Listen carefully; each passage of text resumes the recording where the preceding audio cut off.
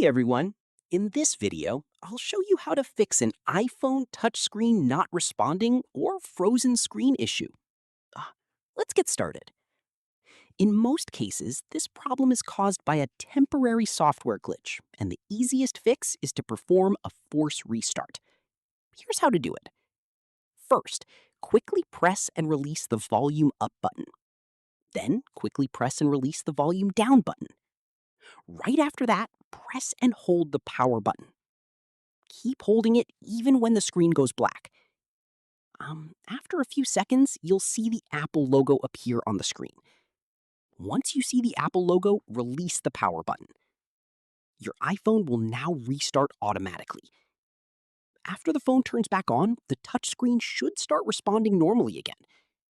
This method works for most newer iPhone models and is one of the fastest ways to fix a frozen or unresponsive display.